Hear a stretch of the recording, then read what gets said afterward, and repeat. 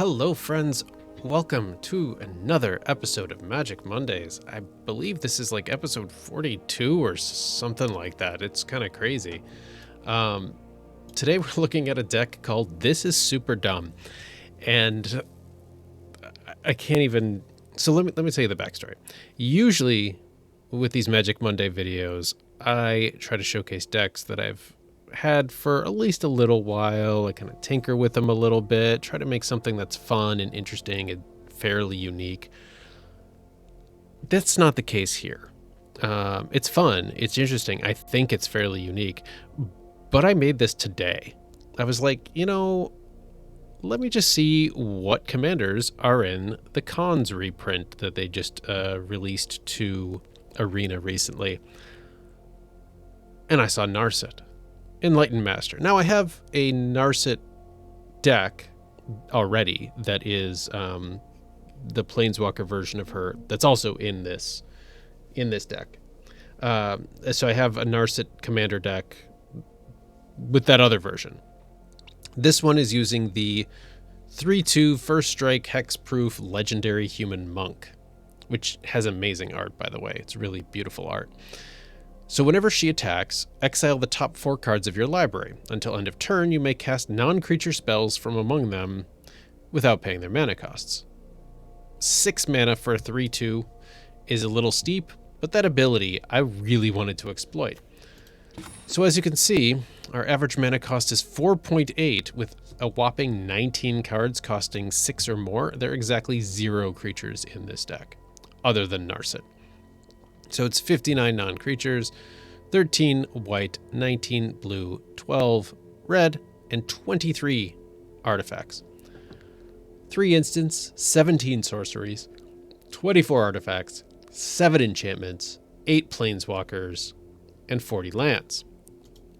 So you can already see where this is going, I'm sure. What do we got? Well, we got Mox Amber, because I decided it was finally time to actually use a wild card on this. I don't know, everybody seems to have one in all of their commander decks, and I never did. So I thought, you know what, I'll just do it. So I put this in there because why not?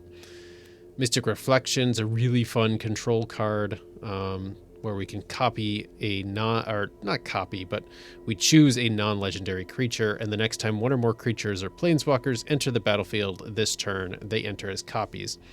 So my opponent is playing a mono green Vornaclex deck.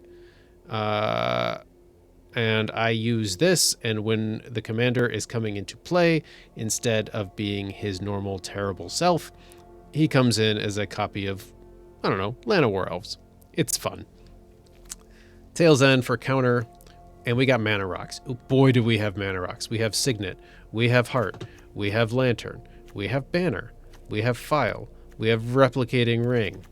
We even have Firemind Vessel and Key to the Archive in here. Lots of mana rocks. And then we got some equipment, like Glamdring.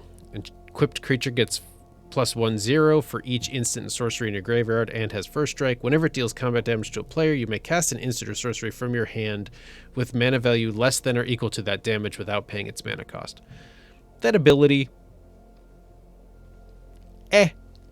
probably not going to come into play that often, but it was a cool artifact to throw in here, and I like the idea of Narset just pulling out Glamdring. And then we get a lot of removal, like Citywide Bust, destroy all creatures with toughness 4 or greater. You can see our only creature has 2 toughness, so that's helpful.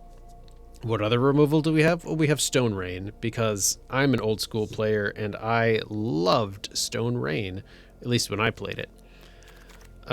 We also have this for removal. Doomscar, destroy all creatures. Well, if my commander goes, she goes, but usually I play this and then put her out next turn. Cleansing Nova, destroy all creatures or destroy all artifacts and enchantments. Probably going to be all creatures. We have other removal? We sure do. We have Time Wipe. Bold Pyromancer, add 2 red, deals 2 damage to target player. Pretty much what she's there for. Fire Emancipation. If a source would deal damage to a permanent or player, it deals triple instead. That's cool. 1,000-Year Storm? Yeah, there's not that many instants and sorceries in this deck, but if you plan it right, you can at least get a couple copies, and that's cool.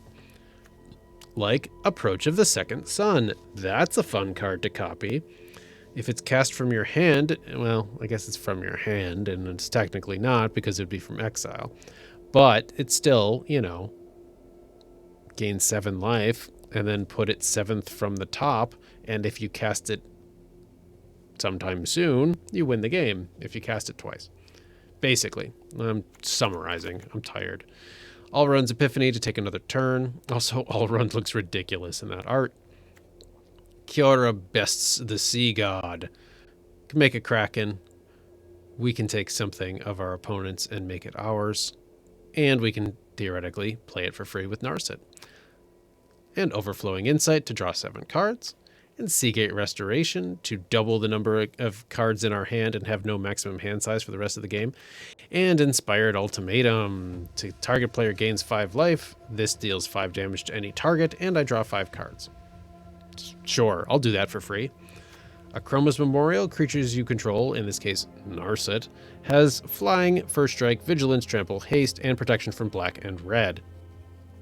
I think black is, from my experience, black is the most popular color in Arena. So to have another thing that'll give protection from black for Narset is really helpful. Chromatic Orrery, because, I don't know, why not? Add 5 mana, potentially play this for free, and then if we need to draw cards, we could draw cards. Overwhelming Splendor, don't mind if I do. 8 mana for this curse, but creatures enchanted player controls lose all abilities and have base power and toughness 1/1. Awesome. One with the multiverse. Oh, you want to look at the top card of your library and play it for free every turn? Sure, why not?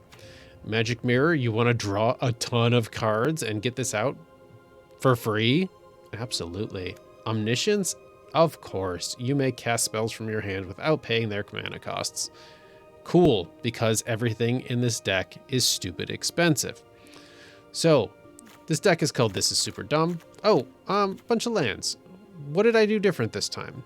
Not as much as you'd think, but what I did do was add cards like this one that transforms into a creature, a 2/3 white and blue bird creature with flying.